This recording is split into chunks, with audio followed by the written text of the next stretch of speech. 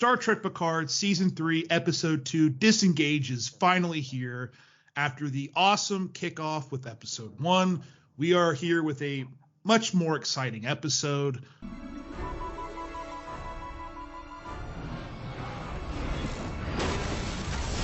Pop Tot, what did you think of this episode, Disengage? It's a great episode because it's all out in space, mostly, except for the Rafi shots. It's really kind of a interesting episode because it's almost like they're building the entire episode around who's this Jack. Obviously, we find out it's Jack Crusher. It's Beverly Crusher's son.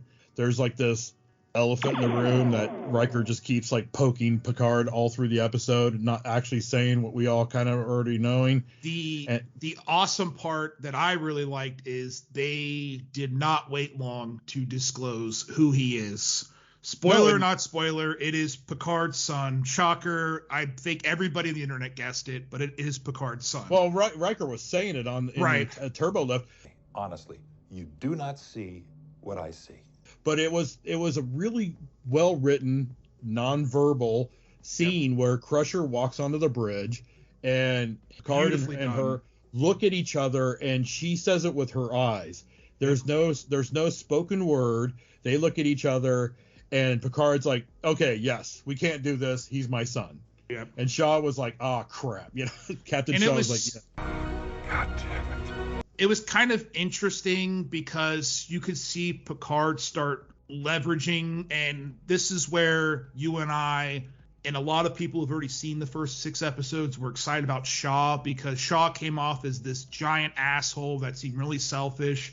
Well, you see from the early get-go that he isn't selfish. He's worried about his crew, the Neo-Constitution, the Titan A. It's an exploratory ship, and they do not have the means to fight anybody. And he's worried about putting his crew in danger. And he's sitting there saying, Picard, you wouldn't do this. Your ex-girlfriend's son does not mean I have to sell out the lives of my crew.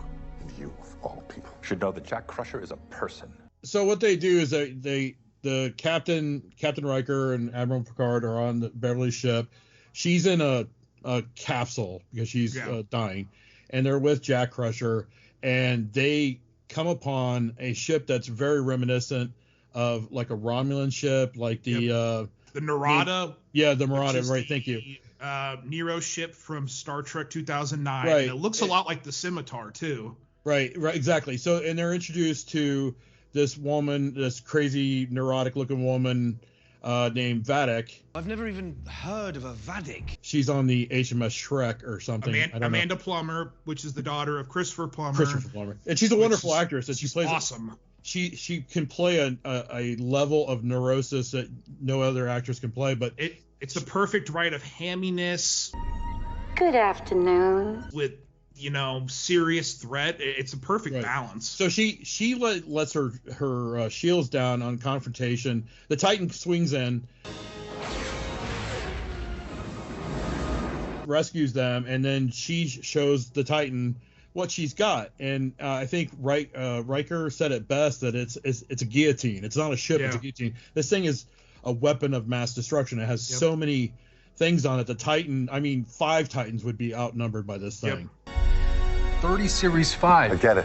It's definitely this insane threat, and we've had that before, and they've done that a lot in Star Trek, like the Enterprise versus the Scimitar. We saw it with even the Narada and all that, and then the Star Trek Into Darkness, they went against the Dreadnought, and so this is very similar, where it's this like imposing threat that we can't beat. But again, what I really like in the season that you'll see in future episodes, which is a light spoiler, is the crew working together to get out of this situation. And they're in this huge situation with Crusher. Jack Crusher is wanted for whatever reason by Vidac and her crew, and it's putting the entire crew's lives at jeopardy. And it's really compelling throughout. Wagering 500 lives against your loyalty to a whopping total of 2. And again, that's what this episode feels like it's trying to establish, is that everybody, for some reason, is after Jack Crusher. They've been stopped by the Fenris Rangers. They've been stopped by the Federation, some Klingons. Now this bounty hunter, Vidac, is after him. And that sets up the subplot or the ongoing plot of why is Jack Crusher wanted? Who's to say? Right. He obviously, there's a flashback where he encounters Fenris Rangers and he bribes them. So obviously him and Beverly Crusher have been, they're almost like Robin Hood type thieves. Yeah. They're helping people out, but doing it by nefarious living outside the Federation laws kind of thing. What I felt like this whole episode was a setup for that. Yeah. Yeah, I really like that we kind of learned that they were basically scavenging outside of their own means or the Federation's means to survive. And we learned that from early on. And throughout the season, we learned that Jack Crusher is highly wanted for whatever reason. And it's super compelling, and Vidac makes for a really good bad guy. I will say, and I mentioned this in my non-spoiler review, and I still don't feel like it's a spoiler, but you do not really get a whole lot of Vidac. I actually feel like this episode might be the most you see of her, but she's really good. And even rewatching the bits I did rewatch, I was like, man, she's awesome. She's so much fun. Photon torpedoes, 18 antimatter missiles. She reminds me a lot of like a lot like her dad or even Christopher Lloyd, where it's very kind of hammy, but it's also like, don't screw with me. And the only way you'll see the shot that kills you is through the hole in your proverbial chest. Or I'm going to blow your shit up. And you see a lot of confrontation inside the ship between Picard and Shaw and Seven. That's super good. And there was a scene between Seven and Shaw that I really liked, where Shaw's like, you helped them. You're putting my life and the crew's lives in danger. Did you assist Captain Riker and Admiral Picard in commandeering my shuttle? And she's like, think about it. You could be the guy that saves two legends. The hero that saves two heroes. You could be the hero who saved heroes. Right. And it's like, oh man, that's really cool. That is pretty compelling. You could be the hero who saved heroes. It's a really well done episode. I still think in the second episode, and you would agree with me, the Rothney stuff still remains the part that just does not connect until the last scene. Right.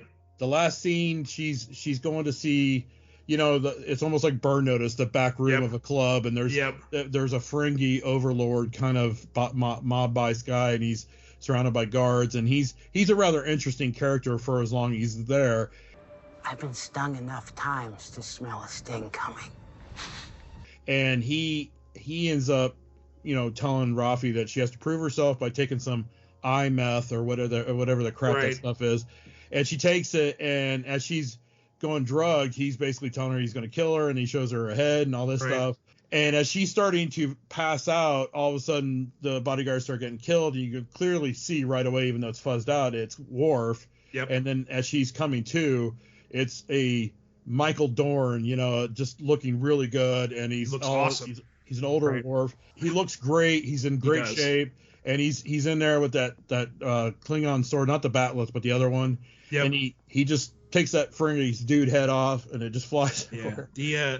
The Ferengi guy, he had this, and I mean all Ferengi do. That creepy vibe, and he's kind of like gross, and he's sitting there taunting Rafi the entire time, and poor Joke, he gets ahead of himself. Basically, I beat you, and she's all going out, and then he shows up, and there's some definitely graphic violence for Star Trek. It doesn't bother me as much as it did in previous seasons. I think it's because the way it's shot, it's really blurred out. It's not direct, but we finally see Worf, and Worf is one of my favorite parts of the season. He's something I really didn't mention a lot in my review either, but Michael Dorn is awesome.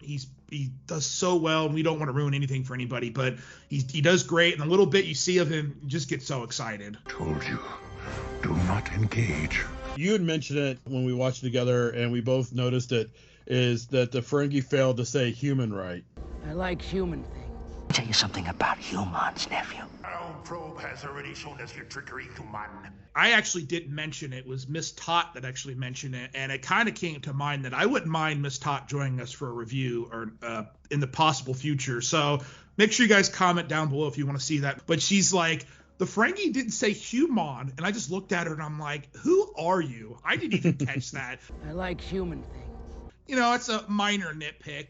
Do you have any specific issues with the episode? Anything that stands out? The Vidac, she gives Shaw and Riker and Picard a specific timeline to hand over Jack Crusher. And, you know, in Hollywood, these timelines are an hour, always seems like it stretches on. And there's at least like that much in dialogue between these characters going on. And that part stretched for me. And Jack, Shaw ends up putting Jack in the brig, and then he gets out, and all this back and forth. There was a lot of that, a lot of dialogue, but it wasn't poorly written dialogue. Like you said, there was a lot of great scenes in there. Yeah. And again, Captain Shaw basically steals like every scene for me. He's got all these little quips and stuff. Bring them all on board. We're basically a hotel now. He just kind of makes these little digs on Riker and Picard all the time, and I really enjoy his character. I think he's a great add-on, and Vidac is a great villain. I really enjoyed the part where she threw Crusher's ship at them. That was super cool. It was like, what the hell? Why did she do that? Demonstration of my intentions. She had a really good analogy, if you will, where she's describing a ticking clock, and it's a really cool, you know, semi-overly flowery, but it reminded me again a lot of her dad. It's been centuries since timepieces last ran on the mechanics of gears, and yet I don't want my time wasted. You're not going to waste my time. You're going to give me Jack Crusher. And she throws the damn ship at him, and they're like, whoa, holy shit, that's pretty crazy. Overall, what would you rate the episode? Probably, I would say a solid B, but I'd give it a B- because I don't like episodes that do what this did at the end, where it's like you thought there was going to be a little bit more, and then you just see credits. They did a couple, you know, Engage, and they shot Vadac's ship, and then they sped off into the nebula. It just kind of leaves you hanging. And, you know, for those of us who were lucky enough to get a six episode advance, I can only imagine if I'm watching this episode 2 and now I've got to wait an entire week to see the episode 3. Yeah, so that part bothers me a little bit. I definitely picked up on that too, where it's like, oh well, you're getting really invested, and then it cold cuts. And again, and I've heard a lot of people say that this season works a lot better as a movie, and that's where that starts getting in, is when you start getting those pieces of what's going on. So we know that Jack Crusher is Picard's son. We kind of see this Vidac and all this. And then it's like, oh, and on next week's, and you're like, no, God! No, God, please, no! No! No!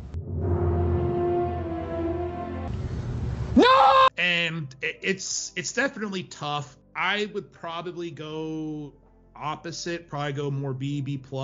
I really enjoyed a lot of the dialogue between Shaw and all the other characters. I really enjoyed the moment between Crusher and Picard, which I thought was really well done, which is just a small tease of what is to come. And I really enjoyed Vidac. Again, wish we got more of her, and that becomes a bit of a complaint as the show goes on. But overall, I think this is a really, really strong episode. And if you liked episode 1, I think you'll enjoy this one even more. You'll just be a little bit more teased than you probably should be.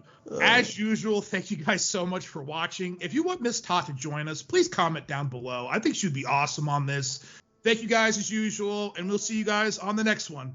Bye, Tots.